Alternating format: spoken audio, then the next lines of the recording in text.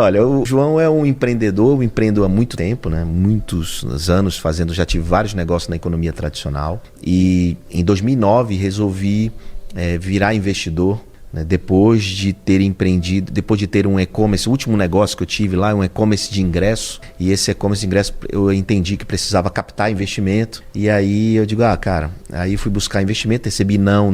Como todo mundo que está nos assistindo aqui, a vida do empreendedor não é fácil, né? Muitas barreiras, desafios. Aí eu digo, cara, eu quero ser esse cara aí que me deu não.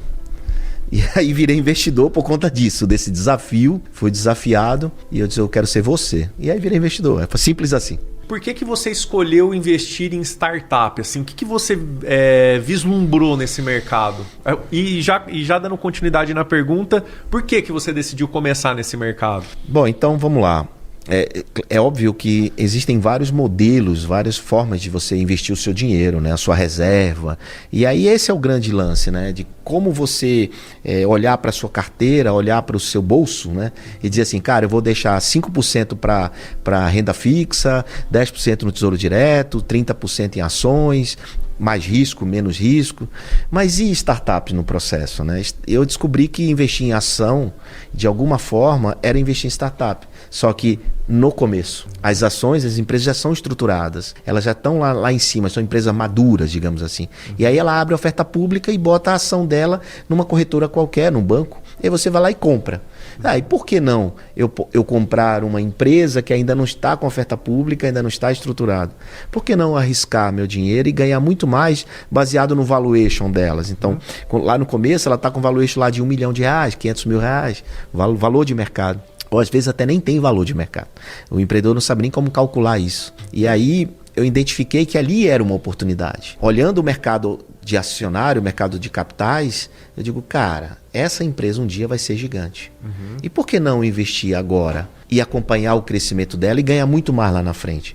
E foi essa a lógica, e por isso eu virei investidor. Porque, além disso, eu queria não só acompanhar o crescimento deles, porque como eu fui empreendedor a vida toda, eu digo, eu tenho condições e capacidade de ajudar esse empreendedor a chegar lá na frente. Coisas que já tinha acontecido comigo. Se alguém tivesse me ajudado, me dado a mão, certeza que eu teria crescido muito mais, né? Só que não tive apoio. E quando você começou a investir em startup, você já era bem financeiramente? Não, assim, eu tive momentos na vida como empreendedor, a vida é uma montanha-russa, né? Você tem momentos de muito recurso, baixo recurso, porque você aposta e investe tudo no seu negócio. E não foi diferente comigo, eu tive muitos erros como empreendedor. Então eu já tive momentos de muito dinheiro, momentos de pouco dinheiro, né? Momentos que você derrapa, como não diferente de muitos que nos assistem. Só que quando eu virei investidor, eu estava no momento de recuperação. Eu estava no momento de subida. Por isso que as pessoas dizem, você é investidor porque você tem muito dinheiro. Eu sou um self-made man, meu pai não me deu nada. Então eu tive que construir meu próprio caminho. E aí o que foi que eu fiz? Nesse período de recuperação, parte pequena do meu recurso dessa recuperação eu alocava em startups. E essas startups foram sendo vendidas e eu fui fazendo meu dinheiro a partir daí. E como você gerenciava essas perdas, emocionalmente falando? Que você falou que você sempre teve altos e baixos, como todo empreendedor, né? Às vezes você está ganhando e às vezes você está perdendo. Como que você se controlava emocionalmente? Esse é o principal segredo hoje de qualquer empresário, né? Acho que a mentalidade fortalecida, ela te prepara para qualquer momento. Eu faço isso com meus filhos, Reinaldo. Meus filhos são todos preparados emocionalmente para alegria e para tristeza. Tem pais, por exemplo, que protegem seu filho. Não, meu filho tem tudo, não vai sofrer nada que eu sofri, por exemplo. Eu acho isso um erro, né? Porque quando você, desde criança, desde novo, você mostra ao seu filho a vida como ela é, porque lá na frente você pode não estar mais com o seu filho, ele vai ter que se virar. E aí vai ser um adulto desprotegido. No meu caso, eu era um adulto desprotegido, incomodado e insatisfeito. Como eu tive que... Por isso eu tenho anticorpos. Então, como eu tive que construir tudo, eu fui preparado na luta, na porrada. Então, nada era fácil para mim. Então, eu fui me preparando mentalmente para o pior. Me preparando mentalmente, se eu não tiver, o que acontece? Se eu não tiver isso, o que acontece? Então, eu sou um cara muito preparado em termos de mentais para enfrentar qualquer situação. E eu digo hoje, se você quer empreender, você tem que estar preparado mentalmente para enfrentar os dissabores da vida, que são muitos. Top, João, top. E quando foi aquele momento que você falou, cara, acertei? Sabe aquela acertada que você não esquece mais? Quantas vezes você conseguiu multiplicar seu capital numa boa acertada investindo em startup? Olha, de 2011 para cá eu acertei muito, errei pouco. 2011, a gente está falando aí de mais de 10 anos, né? Eu digo que nos últimos 10 anos eu não errei.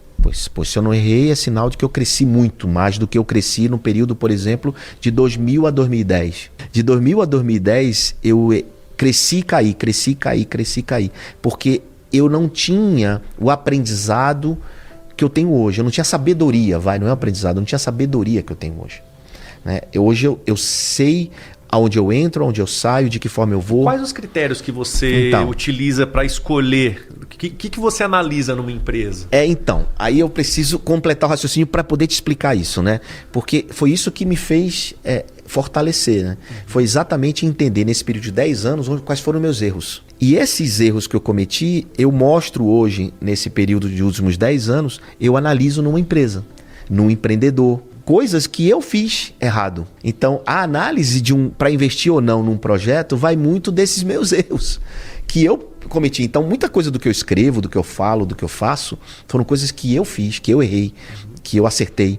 Né? Então, eu tenho um track record que a gente chama, né? Que é erros e acerto, porque as pessoas acham que track record é só sucesso.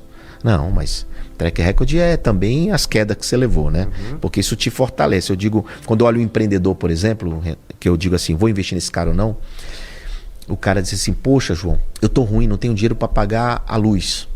Ou tô no Serasa, mas eu tenho esse negócio aqui. Eu olho pro cara, velho, eu digo, velho, você não tá assim porque você quer, você tá aqui porque você investiu tudo que você tinha nesse negócio. E aí você entra porque sabe que ele não vai errar de novo. Pelo menos ele não vai cometer aqueles erros que ele já cometeu, ele vai cometer erros novos. E tudo bem por isso. Ao passo que chega o empreendedor para mim cheio de caneta Montblanc, relógio não sei o quê, chave do carro pendurada, metida a besta, aí eu pergunto para ele, quanto você já investiu nesse negócio? Não, eu tô aqui atrás de investimento, eu não preciso, eu não investi em nada ainda e tal. Então faz o seguinte, vende o relógio, a caneta, o carro, investe no teu projeto, depois você volta aqui. A questão da gota de sangue, né? O cara dá sangue. Skin in the game, porque se ele não acreditou, se ele não investiu tudo que ele tem no negócio, como aquele cara que tá no Serasa, por que eu vou acreditar nele?